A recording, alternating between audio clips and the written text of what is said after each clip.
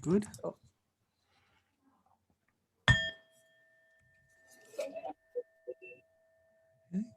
Kai, I'm speaking to you from Naarm, Melbourne, whose traditional owners are the Wurundjeri people of the Kulin Nation, and I pay my respects to their elders past and present and the ancestors of the lands where you come from. And I'm very pleased that Professor Longkong the Mapuche elder has recently been elected to lead the constitutional process in Chile. So this is quite a big day in the world. So I share that news with you. And let's proceed. And with your permission, we will share our learnings over the course of the next hour. But just to recap, the Reinventing the Wheel series is an initiative of the Knowledge House of Craft, an association of thinkers and makers that aims to reflect the global diversity of the field. Each talk becomes a spoke in the wheel, a knowledge base. We started the series with Arti Kaura, who recounted the development of an Asian model for craft in the 20th century, which embraced tradition. Then Laila Al-Hamad looked at the Arab model, which gives smell a central place. For Kolakesa, Wafa Mahina Twai, and Tolomanave, Barbara Makawati Afitu of Langi Mama, the Moana perspective offered a customary framework for craft. And Linda McIntosh revealed the role in Laotian craft. And from Senegal, Joseph Ndioni introduced the One Village, One Product movement, which reflects a broader focus on handmade production outside the West. And then Haeyong Cho spoke about the critical role of universities in the development of Korean craft, particularly ceramics. Ezra Shales then offered a US perspective that considered the presence of craft in industrial settings. And last month, we joined with the Journal of Modern Craft to explore the emergence of a new craft, the mask. Now, normally it's our custom to offer a salutation from the previous speaker, and unfortunately she is not able to join us, but I thought there are a couple of quotes that we could use that would help set the scene. One is from Yanagi Sutsu, from The Beauty of Everyday Things. The hand of the artisan is no longer his or her hand, but the hand of nature. And the other is from a Garland writer, Kurt Brereton, in an article, Zen and the Art of Making by Hand. And he writes, "We today are part of the slow culture movement. Working by hand is a sacrificial occupation that speaks of the humanity of the artist in very visceral ways. No other system of image making directly combines the mind and body in such an open, honest confession of the senses." So there are a couple of thoughts to hold on to.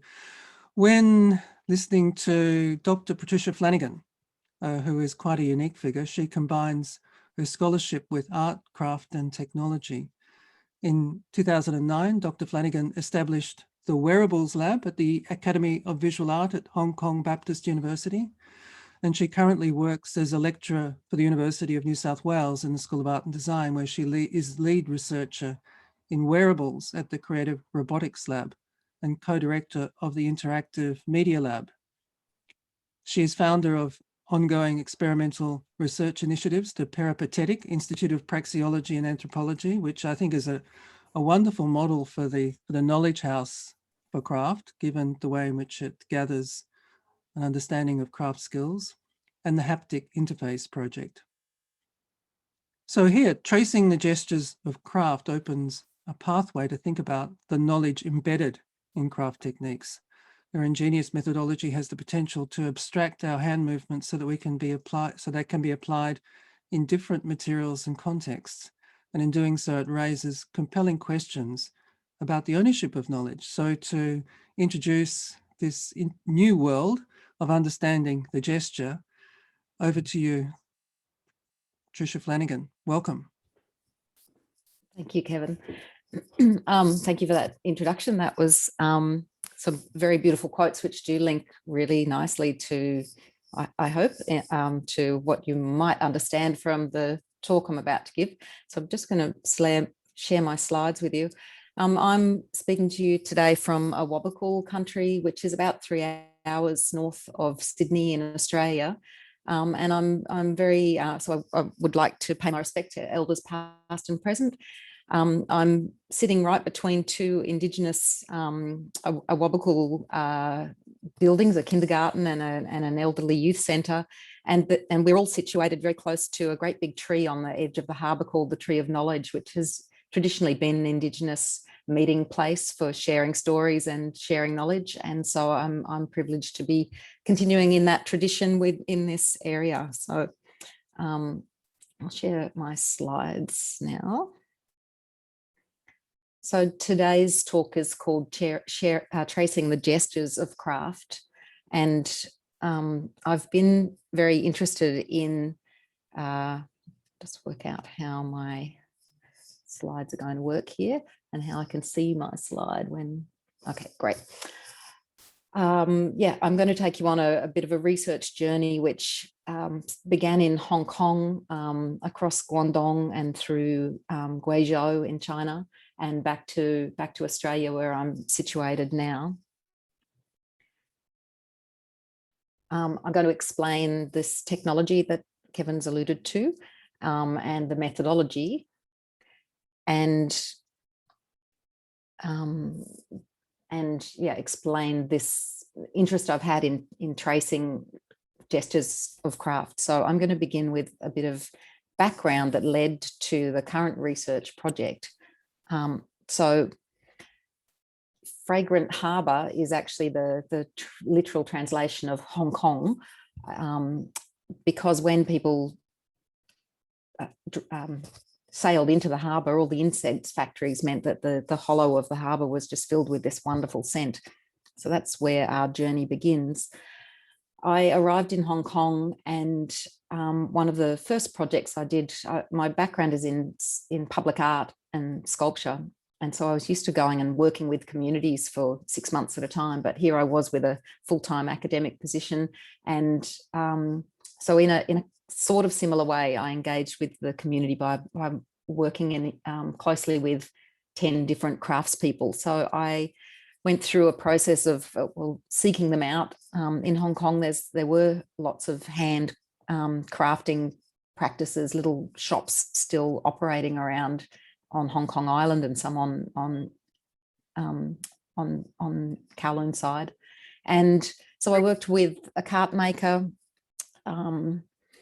and I got quite interested in the notion of intangible cultural heritage. So this is often known as the weightless economy. For an example, Cantonese opera is one of the things that's listed as an intangible cultural heritage practice. So I interviewed these different craftspeople, the cart maker, the shoemaker, a calligrapher, a brass inlay worker. So she was making, in this lovely compact little stall, a garage door would open up, and she was making the scales that they use for weighing out Chinese medicine, but inlaying brass into the measuring along the edge of the little fine piece of timber. So a Qipao tailor and a wire metal worker. So again, his little workshop was open air, and just this cabinet locked away all his tools overnight, and then he worked on the street, and he was making things, just really simple everyday objects like sieves and ladles and things. A coppersmith, and a traditional bamboo sign maker. So after collecting stories and objects, I kind of created a conversation around these artifacts. Essentially, I'd ask them what they considered the future of their handworking craft to be. Some of them were very cagey about being interviewed, because it was a kind of knowledge that they didn't want to share, because because that was their livelihood, let's say. And others were just desperate to try and find younger people to continue the traditions that they were working in. So there was so I collected an object and had an audio story. We had them translated, so they ran in Cantonese and then also in English, and people could come and listen to these conversations and reflect on them. It sounds like some people might have their audio on if they would like to switch that off. This is the cart maker with, he made carts, but he also used old pallets and things and made furniture pieces. So I got more and more fascinated in the gestures and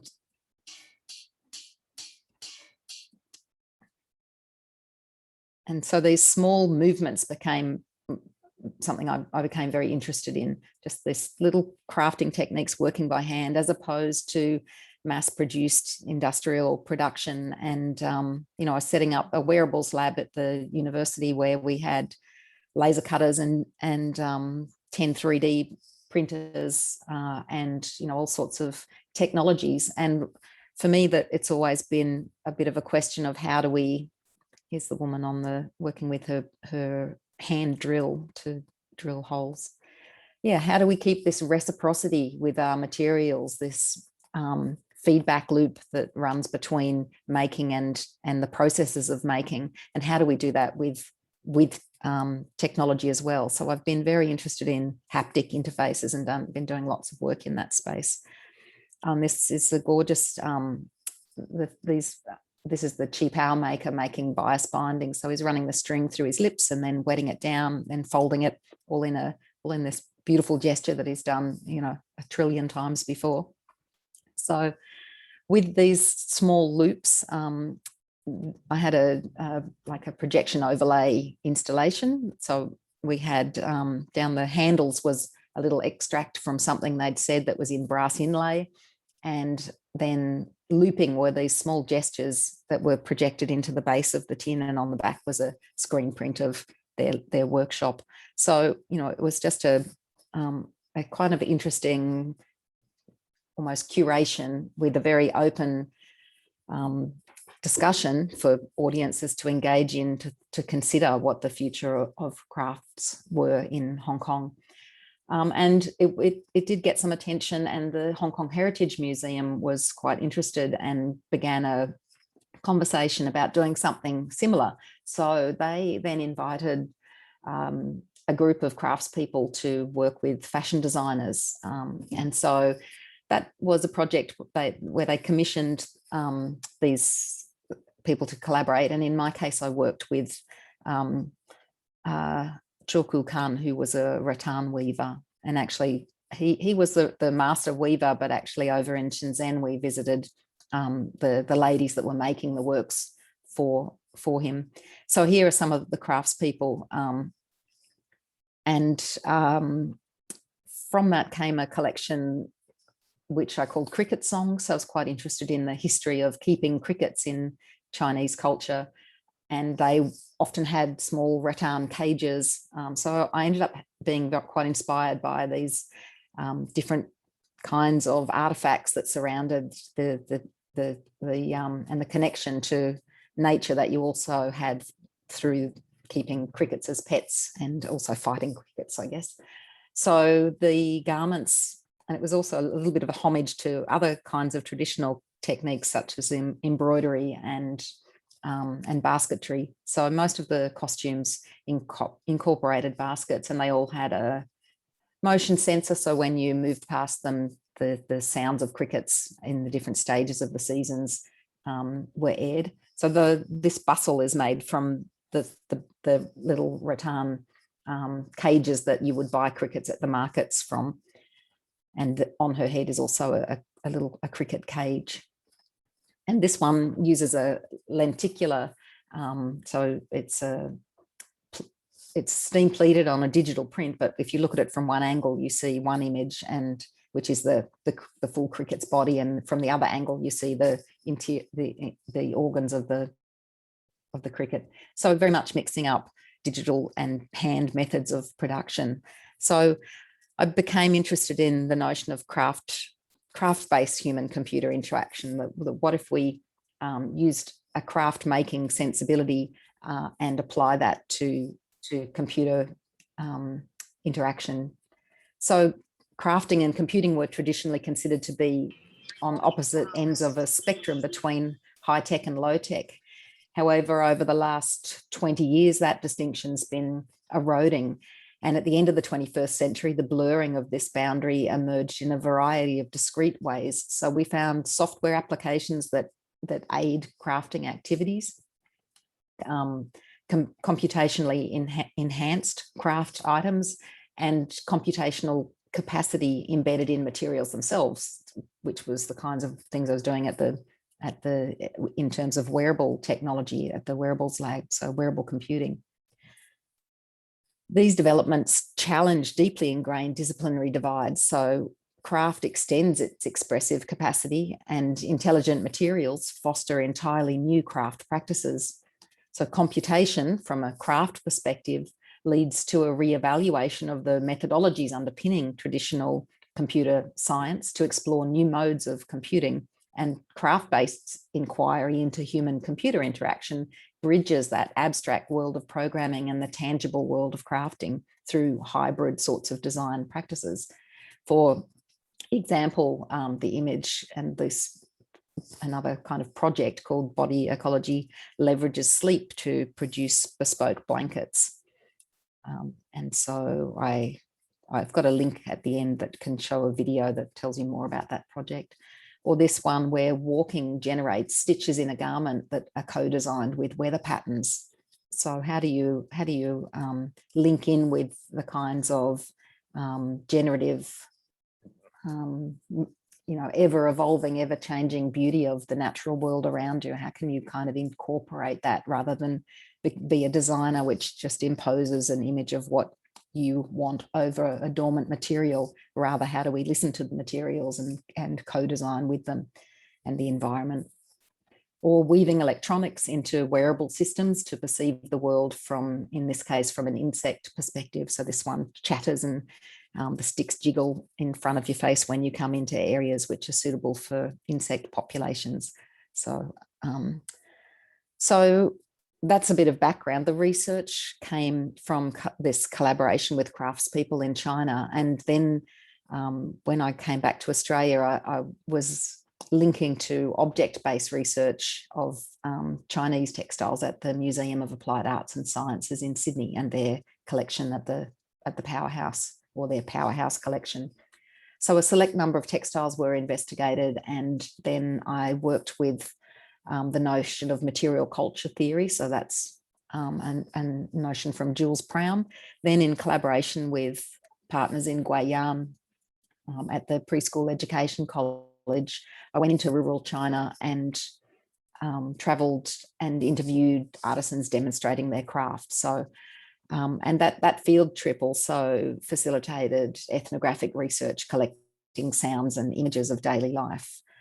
This might become a bit clearer as I explain what this technology was and what I was doing with it. So I've developed robotic color, or these are robotic color sensing cameras, and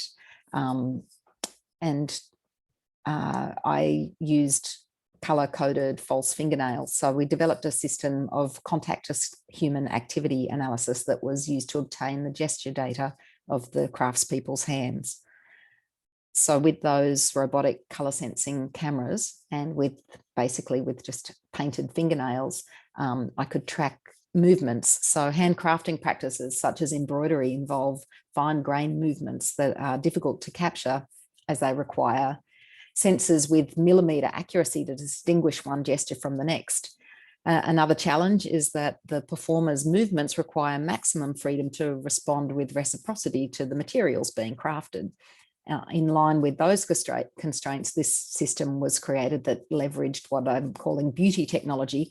So color-coded false fingernails that were designed to act as optical markers. So they're easily assimilated into the everyday costumes of the artisans at work, other than being a little probably more showy than most people's nails. other than that, that was a fairly easy thing to accommodate and for the women to wear. So here is an image of what the robotic color sensing camera captures. And you can see, if you can see, it gives you a number which identifies the two different colors, and it also identifies the angle of the line between them. And the only reason I've got double codes is because the cameras only recognize, I think, 7 colors. And so we had to do the tags with double colors. What the advantage of that we found, though, was that we also then got an angle. So this non-invasive approach enabled the researcher to capture as close to natural activity as possible without disrupting the interaction between the craftsperson and the material being crafted. So the human hand motion capture system aimed to produce sufficient data to reenact traditional techniques, where in the worst case scenario, the cultural practice is extinct or the master craftsperson too geographically distant or too elderly to enact the process to teach. This image I'm showing you is an older work, but I worked on it with Katia Vega, who was my master's student at the time, and she actually, she was doing her PhD. She was coming and spending time at the wearables lab. And so we created basically electroplated false eyelashes, which then operated as a switch, as an on and off switch, and lit up a light array in the headdress. So this idea of beauty technology, this idea of everyday common practices that are used to put makeup on or to adorn the body, leveraging those and using those as a way of having a kind of a digital interface. So Katia actually came up with this idea, this word, this beauty technology, and her thesis ended up using that or launching that term, beauty technology. So here's the prototype for the capturing system. Just testing it in my studio. So you can see that as well as the color sensing cameras, there's a leap motion. So that gives me scaffold, like a skeleton of a hand. So that linked with so there's the skeletal model. So normally we don't see the images like that. What we just see is a scroll of data. So this is the second version, which is flat, packable and quite lightweight. And the box is a size that will fit into my suitcase. And I can also straddle it across between 2 desks. So and one of the leaps can go on the artisan's lap. So the idea was to be portable and to be able to go off grid. So we've put together 3 Pixie cams, which is the robotic color sensing cameras, and 2 leap motions. And then we're also triangulating and capturing with GoPros so that we've got a video reference so that we can identify a gesture. This is probably too much information, but that's the architecture of the system. And what we actually see is really more like this, where it's just streams of data. So we're at the stage now that we're abstracting that to look at what these gestures might look like. So when I went over to Guiyang, I went out and worked closely with the horsetail embroiderers, so traditional textiles of the Chinese ethnic minority group, the Shu minority. So Chinese ethnic minority groups evidence highly skilled ancient artisanal practices and carry the history, the stories and the traditions of communities across time. And horsetail embroidery of the Shu ethnic minority has been handed down through the labour of women's hands from generation to generation. It's estimated to be thousands of years old and was listed in the first National Cultural Heritage Production List in 2006. And it was intangible cultural heritage listed in Guiyang and a few areas around the south, but most of them are around that Guiyang area. So in Guiyang, we set up like a reference group, which was representing the Indigenous people involved, and then researchers at the university that were researching intangible cultural heritage. They were also the embroidery workshop, and there was also paper makers and different crafts represented. But as this one was an intangible heritage listed practice, this is the one that I began with. And I did hope to continue to go back with, once we tested this first one, and continue working with some other craftspeople. But due to COVID, I haven't been able to go back. So the hidden value of these treasures is not simply as commodities of high value, but more importantly, as artifacts carrying knowledge and stories of people, culture, and country. So my interest was to identify the different steps that were involved. So the horsetail embroidery is in danger of dying out. There's a bit of a wave across China of lots of tourist villages that, and there is a museum set up now for horsetail embroidery, and there's about 1,000 women who are doing it. But the women that I worked with were very, very keen on continuing this craft. After they taught me to do it, they were happy if I went and taught their skill to others to teach it into Australia. And although I haven't actually done that yet, we had a workshop set up. That also didn't happen due to COVID. But my role, of course, was at first to introduce them and to introduce their practice, and then the permission that they'd given me to sort of share their skill. So the steps are, you impart twist, so basically really tightly twisting up a string that's going to be used next. Then this is binding the horsetail. So she's got 5 strands of horsetail, and then she's wrapping. So it's a beautiful gesture of just sliding the hands. You've got to draw your design, a couching process where that horsetail embroidery makes the very distinctive outlines on the horsetail. Then the inlay thread is also over twisted and folded in half, and then a double needle stitch, which is quite busy. So again, this very clear gesture of making a little circle with one hand and then pulling, circling and pulling. So I'm quite interested in the patterns that are created in these movements. Embroidery is often worked as a community practice, accompanied by singing traditional songs, and the lyrics to one of those songs tells of taking 3 to 5 years to complete a baby carrier. So something for me, there's lots of enterprise to try to have tourist trade, etc. But having a bookmark with a little piece seems to be just something totally different to the experience of making these pieces, as for example as the baby carrier, or you can see all of their garments are covered in this horsetail embroidery. And here's a little bit of them singing.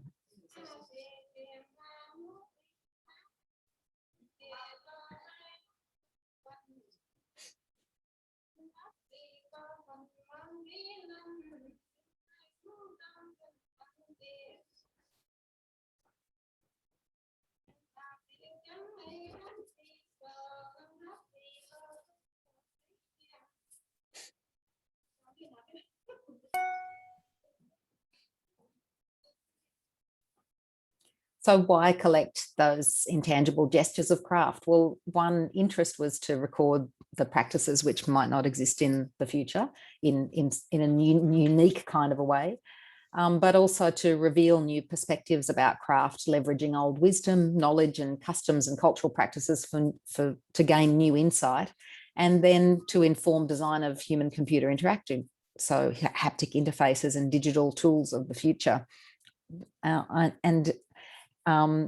So in terms of looking at the pieces that were then the Chinese textile pieces from the museum, I took a slightly different methodological approach. So to gain an understanding of the human interaction with materials in the process of crafting, I selected about 10 items, and I'll focus on 5 of them now, and introduce you first of all to the methodology, and then I'll show you each one. So I worked with the material culture theory of Jules Prown. So This is a process of critical reflection, and basically you don't look at any of the written evidence in case that is written from a different perspective. So avoiding perhaps the white Western narrative, which might be the recorded material. So you begin with simply a formal analysis looking at the artifact. It's a little bit like object-oriented ontology in terms of you just trying to glean evidence by looking at this. So you describe the relationship between the object and the perceiver. What would it be like to use or interact with the object? Or in the case of a representational object, if you were using that analysis on a painting, you'd empathetically enter that world and try and describe it like that. Then you talk about it in terms of, so you have these different layers of engagement, for sensory engagement. So you describe the experience of the object. And in the case of the artifacts in the museum, we weren't allowed to touch them. So a gallery curator had gloves on, and you could say, well, turn it over, and trying to take some photos of things, but I was desperate to touch these to get a feeling of its weight and other qualities. And then a level of intellectual engagement where you think about the tools of making it, consider what it does, and describe, deduce sort of things about the object themselves. And only in the final stage, after the emotional response, do you then perhaps go and look at other resources. But it's a very intuitive way of so that when you do then read other things, you might question them. So emotional responses to this artifact. So I went through this process with the objects, and so this was one of them that we looked at, and they are some embroidered panels that would be cut to make into shoes for small bound feet. So what I did then was a kind of reverse engineering process of making up technical drawings of some of the practices. And because I couldn't go back to China at this stage, I collaborated with the Embroiderers Guild of Australia to produce samplers. So that's what we're currently doing. I've got an interesting group of volunteers who are who perhaps it for them opens up their Western perspective to the Chinese gestures of making and the stories embedded in processes and embodied knowledge and haptic interaction. So I'm interested in different ways of learning as well that are outside, say, a knitting pattern where you have to understand a language to begin with, but what's a different process of transferring knowledge, and is it directly through movement? So in a very strange way, I'm doing this through an old way of making a sampler. So then back in Guayan with the students of the university there, we'll collaborate with them and ask them to collect sounds and stories. And hopefully, ultimately, I then go back and we do record the gestures actually made by by people who are traditionally producing it. So these are the kinds of drawings I was developing for just being able to record different stitches. This is a pair of silk cotton boots and needle weaving technique is one of the embroidery types. So trying to map down into the way of doing this. This one's a bamboo undergarment, which is really interesting, and I'm very, very curious about its production. It's like fishing net, and I'm actually going to reach out to the Lace Makers Guild to see if someone might have a go at producing a sample of this, because I'm not quite sure which way the beads go on. I've got that, and they're small pieces of bamboo that are threaded on as you're working. So I've got lots of ideas, but I haven't quite got that one yet. So if anyone knows someone who has that skill, let me know. An umbrella, this is more normal peony with satin stitch. This one, I'll give you an example of the kind of gesture I'm thinking about. So this is a set of meow shoes with a braid embroidery. And the braiding, as you can see by the drawings here, is they make up the braid and then stitch it in different patterns on the shoes. So this is probably made with bobbins, and I'll show you a sample of that in a moment. So, for example, the Chinese boots that are of Han background, I recorded some Han traditional music, so I'll just give you a little listen to that for a moment.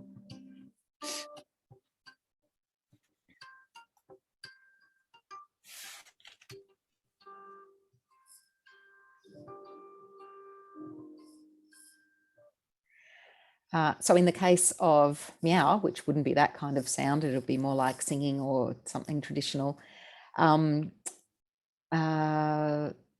The gesture could be something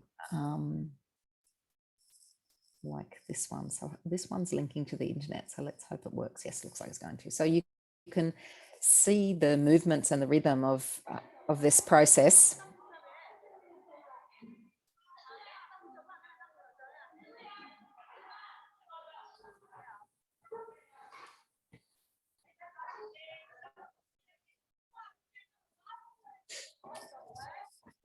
Oh, that was very noisy. So you could imagine the repetitive gesture of creating creating the braiding. So digital, mashing up with digital and capturing these kinds of movements of things. I collaborated with Jared Donovan, who's a interaction designer from QUT. He came over to Hong Kong, and I made this large piece of smocking, which he then put together a sort of a little GIF file that tries to capture something of the flow, something of the movement. So I may be able to trace a gesture, but that gesture may also just be a pattern which is generative in itself. So in the current research, contactless human activity analysis is used to obtain gesture data, while simultaneously the data is leveraged as a generative material to craft alternative outcomes, experiences, artifacts, or interactions. The fruition of craft-based inquiry in human-computer interaction brings a humanist perspective to a historically scientific domain. Craft-based HCI is flourishing in times of globally connected information and affordable local accessibility to agile manufacturing technologies. It's grown parallel to DIY and maker communities, these kinds of startup ecologies, and a community commons approach to knowledge distribution. And this is really a logical progression as the internet expands from predominantly screen-based to an internet of things. So we see the merger of the digital with the haptic. So in human activity analysis, methodologies have also shifted from a focus on screen-based analysis to incorporating interaction and context. Research intersecting contactless human activity analysis and craft-based human-computer interaction falls into this hybrid space between analog and digital processes in soft systems and in material interaction, experience and systems thinking approaches to design. So one of the things that we're doing right now, and we just had our first test 2 weeks ago, working with Fetch, which is the robot we've got at the UNSW's National Facility for Human Robot Interaction. But Fetch just has a claw. He doesn't have 5 fingers, but by gripping a torchlight, I'm able to play out each of the movements and overlay them to create a kind of a 3-dimensional light drawing is the idea. Here's a kind of an idea of how those gestures might be used. But what's very interesting is that I can take something which is a small gesture and pull it up to something like data is so fungible that it can change scale. So I can make a small gesture into a human scale experience, or use that to mimic static representations of gestures. So I have an idea to do a series of wire brooches that are exploring that. So the resulting critical and speculative works leverage the fungible nature of digital data and the value of the research to inform design of hybrid digital haptic interfaces of the future. So future work includes developing AI systems for interactive composition of sound and lightscapes from gesture data, and exploration of potential pedagogical and health benefits. So could we be teaching people by overlaying digital drawings and people moving to those, or overlaying soundscapes that are generated by moving your fingers with the nails on, and then you're learning to almost play an instrument. So different ways of teaching knowledge, perhaps. So the rhythms and gestures reveal a geography of embodied experience that broadens perspectives on intangible cultural heritage craft practices, the stories embedded in processes, embodied knowledge and haptic interaction, material agency, crafts connection to materials, between materials and making in futures of resource scarcity, promotes our connection to materials and nature, and an ethics of sustainability. In this way, revealing the intangible gestures of crafts enhances an ecological perspective. Yeah, so we're at the stage where we have the first amount of data. We're also completely stalled because I can't go back to China and keep the kind of work with, or we can do it through distance as I proposed. But at the same time, with the bit of data that we've collected, we're starting to map out. So as the very first response, I would like to have an exhibition, for example, of some textile from the horsetail embroiderers, but you can imagine hovering up above them these light drawings that invite you to consider the movements and the gestures of making that perhaps are informed by soundscapes that are also generated from collections of sounds and stories that were collected, and always working closely back with that reference group that we created in Guayam, so that what I'm doing is also sympathetic and empathetic with what they want their story to be. So that's where I'm going to leave it. Thank you very much. Just some credits at the end and my address if anyone wants to reach out to me. So thank you very much. Thanks so much. I'll stop sharing the screen. Quite an amazing series of explorations. Quite something. Just to remind everyone, if you wanted to use the chat to post a question for Tricia, if you've got something particular you want to ask her or to comment on, now is the time. But while we're waiting, I thought it was interesting that you were focusing on horsehair, because there's a little village in Chile called Rari, where they have a unique craft called crin, which is a kind of a knitting or crochet with horsehair. And it's a sort of an idiomatic craft of Chile. And was initially to sell kind of trinkets to tourists, but it's become something now used by jewelers and many other different crafts, interior designers. But it's only made by these women in this village. And people from the city, designers, go to that village, and the women will never or rarely teach it, but they will try and test you out to see whether you're worth taking a commission from.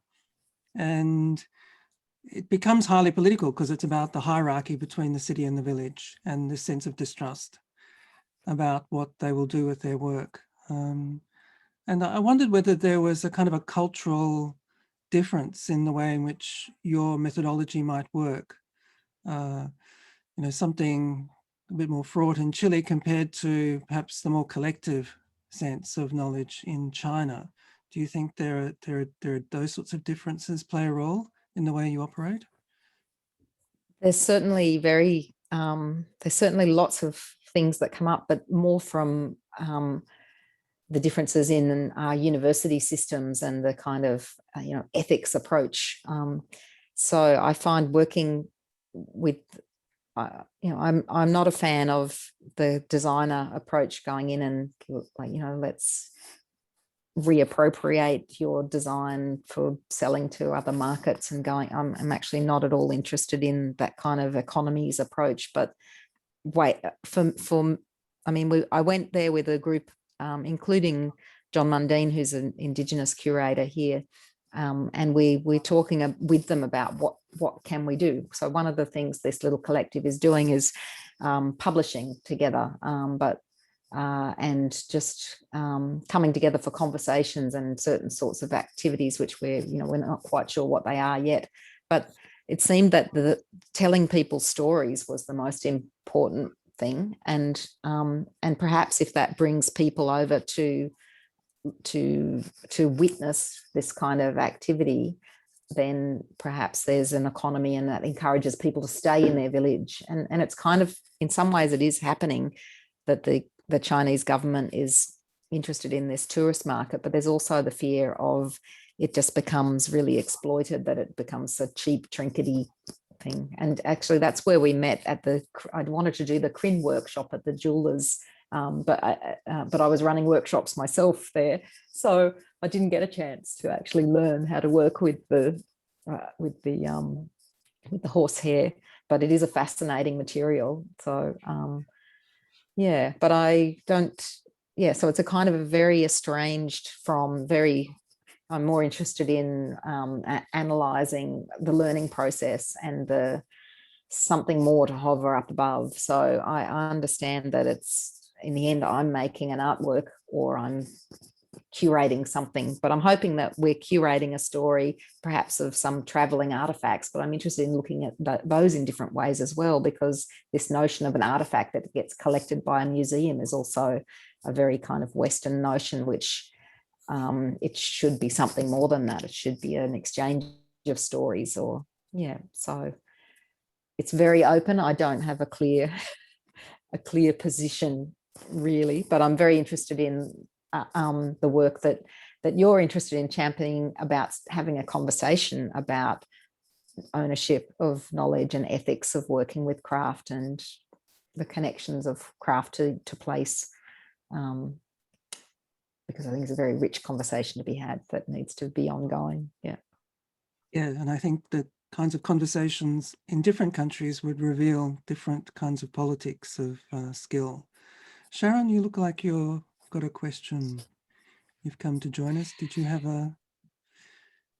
so somebody who's been around some of these communities in China, can you see how they would work? Question. I was just saying, like, it's fascinating to see, especially your approach using the color-coded fingernails to track the gesture, because definitely having been to similar communities, it's really the skills and so-called like techniques is all about embodied knowledge, right? And especially for embroidery, it's in the fingers. So there is a lot of very to be honest, it's not, to me, it's not just knowledge that you can learn, but it's really being immersed in that upbringing, that you need to be so sensitive with your fingers. It seems like also the language they use to communicate those movements are fascinating. The language they use when they are talking to insider, outsider, visitors, foreigners are all completely different. And that brings back to what you were talking about, that dynamics between interactions of people.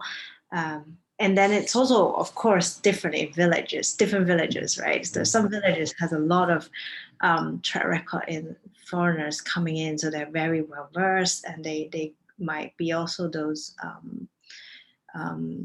how do you call it, government endorsed, like intangible cultural heritage successors. So they almost do this by profession to promote their craft. So they have very good languages, and they're very good at showing you, even like dramatizing their movement. Very useful for educator and for learners, right? So yeah, there's so many.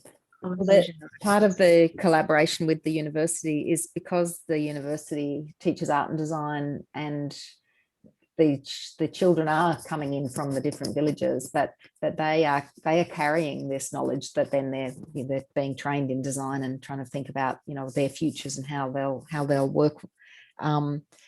But they in themselves, they're making these decisions, but sometimes they're quite naive as well of what they think is the way to continue this kind of homage to commercial trade, which isn't necessarily something that'll keep it alive, but you see that they already have an empathy with, before they've been taught a certain skill, they're taught to grow the plant, they're taught to care for the plant, they're taught to only take a percentage of the material. You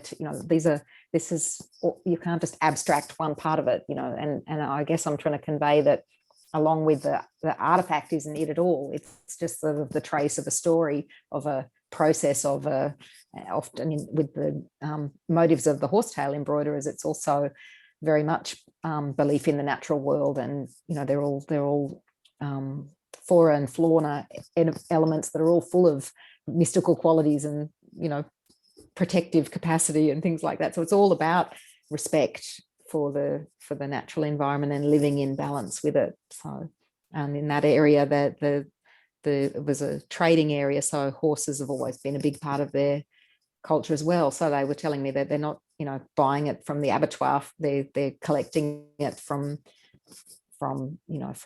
people who care for horses, so they're brushing or they're cutting their hair or whatever, but that even the whole process is quite connected to.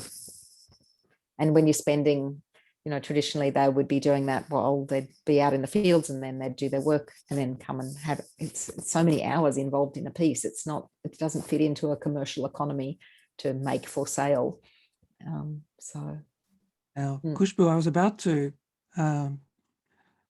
introduce you as somebody who might be able to consider the way Trisha's approach would apply in a country like India, where the artisans that you work with and yourself how you would feel about this kind of approach. But you've also got another question for Trisha, I see. Hi, Tricia. It's very nice to look at your presentation and the entire experience of yours and the way you have done the analysis.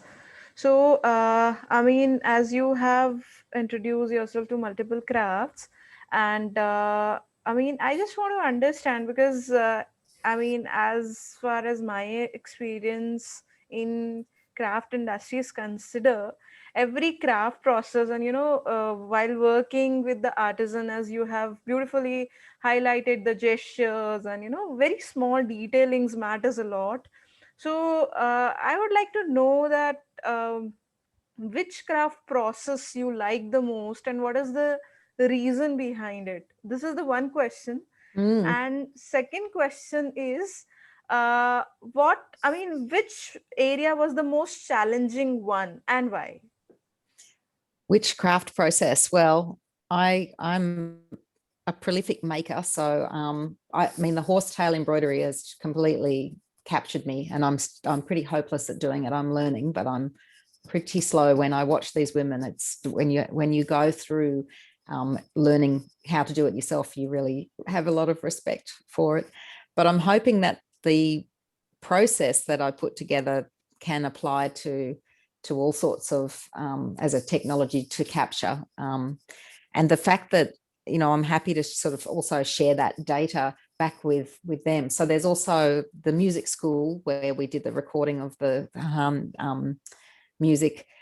They also do performance, and something like these small gestures that become larger, how that might also create new work possibilities for them as well. So a kind of ongoing conversation backwards and forwards. So we have issues because at the moment my great portable system still kind of involves a box. And so even the braiding, everything else has to be white in there. So I'm making a set of bobbins that are white and white string and white craft.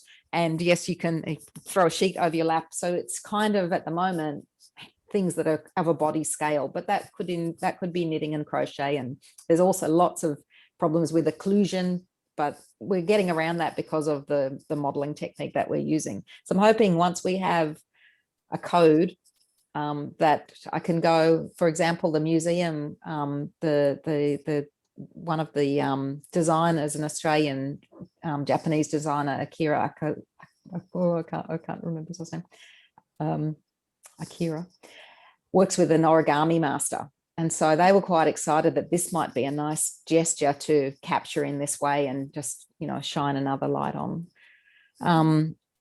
So which craft processes was the first question. And then, so the technical part is now what to do with these masses of data that are coming in, and if it's really as applicable as I'm hoping it can be.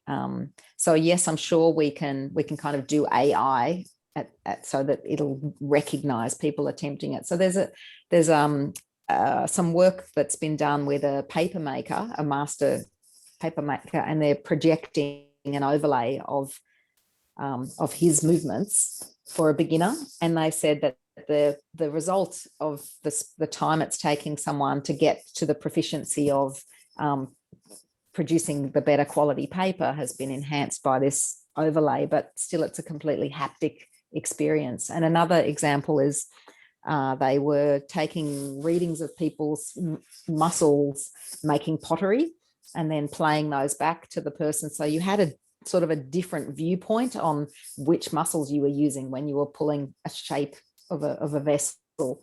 So I don't know. It's I think it's more exciting to be doing things that open lots of questions than actually finding solutions. So perhaps there's lots more interesting things to discover. But personally, I spin and I weave and I dye, and I'm a blacksmith as well as I do cast metal work. So I mean, I just love working with my hands, and I have a lot of respect for and sort of humble kind of empathy with people who do things by hand, and the ability to take something from the ground to make a beautiful artifact. So I just want to know all the processes in between.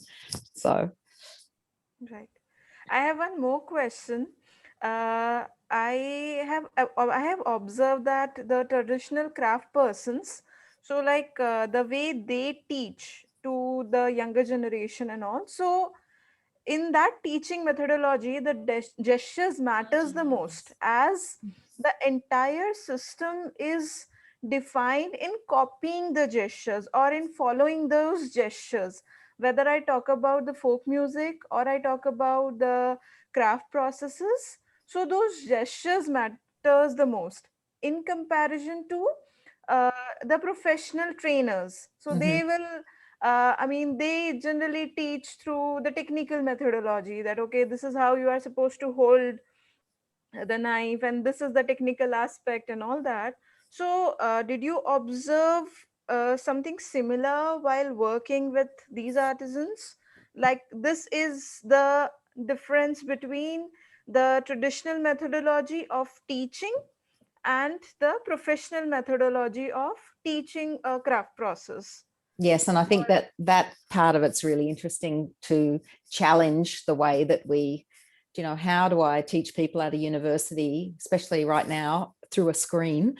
It's even more abstracted through showing them slideshows and videos. It's when in my PhD, I developed a notion of durational commitment, which involved going and being a part of a community before even starting to think about making something with them, because one, you had to establish trust. They had to be willing to share their stories, and acceptance of both, and this kind of political hierarchy. So it's a similar sort of a process. It's not a fly in, fly out. You kind of need to and it's a little like raising children, which is not at all like school. You watch and observe, and when they get to a certain age, you go, perhaps you can start cooking pasta tonight with me. You can, or you could just.